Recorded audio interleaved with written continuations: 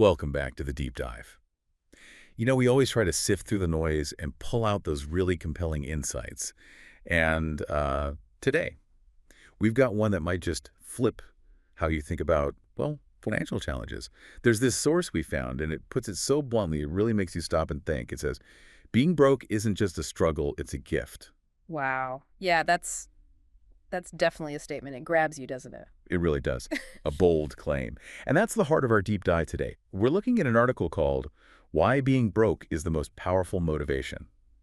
So our mission here is to kind of unpack that, pull apart the argument, see what wisdom is hiding in there, and understand this idea of scarcity, not as just a negative, but maybe a catalyst. Exactly. It's such a contrast to how we usually talk about money trouble, right? Normally it's all stress, limits, feeling stuck. But this article, it asks us to look through a different lens, an empowering one potentially. It frames that struggle not just as something to get through, but as a unique phase, almost strategic for development. We need to explore how it argues that. Right. So look, maybe you've been there, maybe you're there right now, or maybe you just worry about it sometimes. Whatever your situation, this deep dive could offer a really powerful reframe, a fresh look at motivation, at urgency, and personal growth. Okay, let's dig in. Let's see what this is really about. So the article kicks off with this powerful idea. It says an empty bank account, maybe an empty fridge, or, that overdue phone bill. It forces you into something it calls a state of pure clarity. What does that actually mean, though, this clarity? Is it just focus, or is it something deeper? Well, it seems to be very much about stripping away what the article calls the luxury of distraction. Think about it when money's tight, really tight. You just don't have the option to, I don't know, waste time scrolling endlessly or binge watch that show or even just sit around complaining.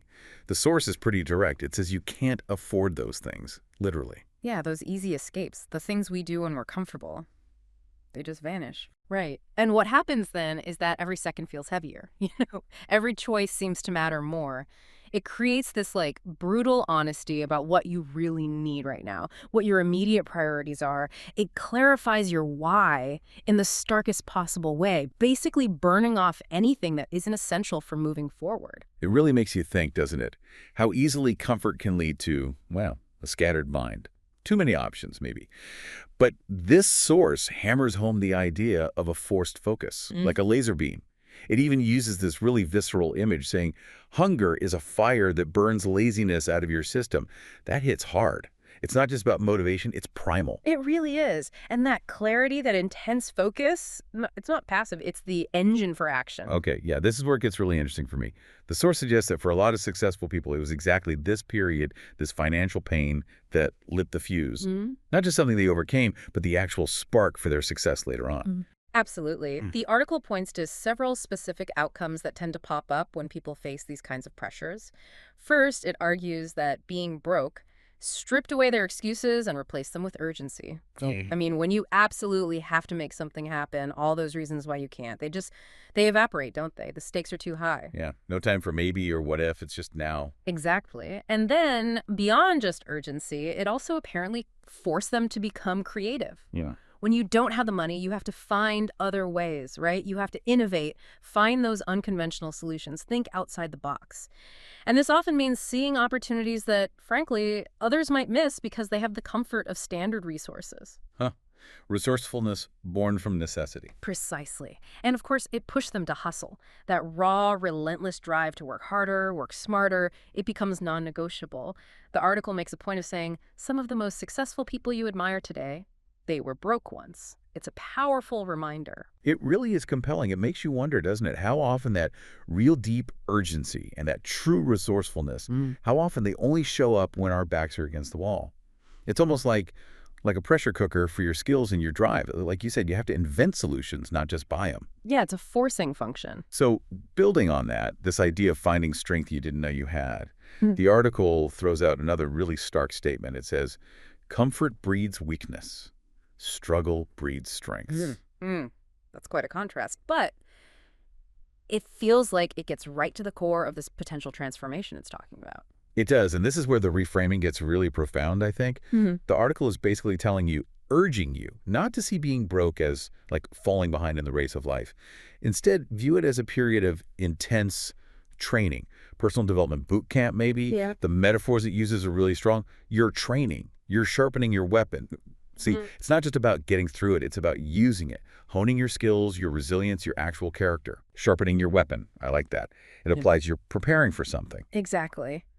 And it goes further. It talks about building a relationship with discomfort. Mm-hmm.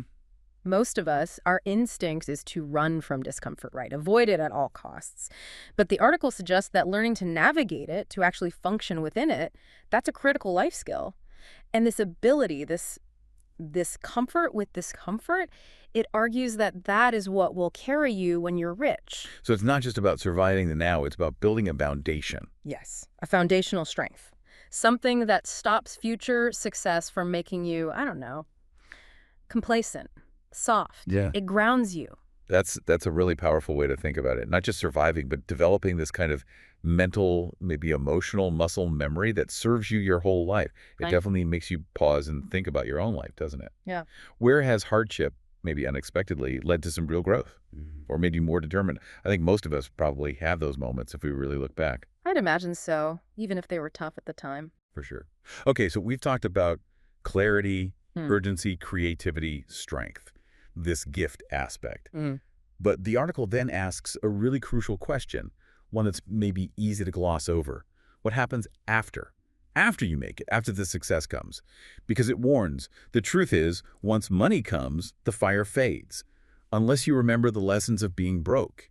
That's almost like a warning against the very thing it helps you achieve. It is, isn't it? It points to that initial drive, that thing it calls rocket fuel. You Mm. know, that hunger, that desperation, that inner voice that said, I will never live like this again. The real challenge, according to this source, isn't just getting out of being broke. It's about holding on to that intensity, internalizing it, carrying that motivation forward even when the immediate pressure cooker situation is gone. You have to make sure the lessons stick. So it's not about forgetting the struggle, but actively remembering it, using it. Yes, actively engaging with it, not, dwelling on the misery, but leveraging the insights. The article's final instruction feels really key here. Don't hate being broke. Use it, channel it, let it turn you into someone unstoppable. It's about consciously taking those hard-won lessons from scarcity and using them to fuel continuous growth and maybe just as importantly, to guard against that slide into complacency that comfort can bring. Wow. Turn you into someone unstoppable. Yeah. That's powerful. And it leads to this really empowering final thought in the piece. It wraps up by saying, so if you're broke right now, smile. You're standing at the starting line of greatness. I mean, talk about a reframe. It turns potential despair into a launch pad. It's like an invitation to see this challenging time not as an ending, but as a vital, active part of your journey forward. A starting line, yeah. Yeah. Very different perspective. So, okay, let's try and wrap our heads around this. What does this deep dive really mean for you listening right now? We've explored this article that really challenges how we see financial struggle. It argues that being broke isn't just a burden. It can be potentially this transformative force, one that gives you clarity, sparks that urgent creative hustle, and builds this deep, lasting strength and resilience. Strength can carry you through, well, anything life throws at you later. It's about using that initial pain, like it said, to light a fuse, to become unstoppable. Right. And that final phrase the source uses, just don't stay there, that really pushes us to think a bit deeper, doesn't it? It's not just about getting money in the bank. It's about how you carry those lessons forward, that hunger, that clarity, that ability to handle discomfort. How do you keep those alive after things change? How do you deliberately keep that inner fire lit when the external reasons, the pressures ease off? And maybe more importantly, how do you actively fight against that weakness that comfort can, sometimes breed, even after you've made it? That raises some big questions, I think, about long-term growth, about staying motivated way beyond just your bank balance. Absolutely. It's about integrating the experience, not just escaping it. So the invitation here, I guess, is for you to consider these ideas, whether you're in that tough spot now, or you remember being there, or you just want to find a deeper sense of purpose or urgency in your life. How can you maybe channel your own struggles, past or present, into your own rocket fuel? How can you let discomfort sharpen your weapon, train you for whatever greatness you're aiming for?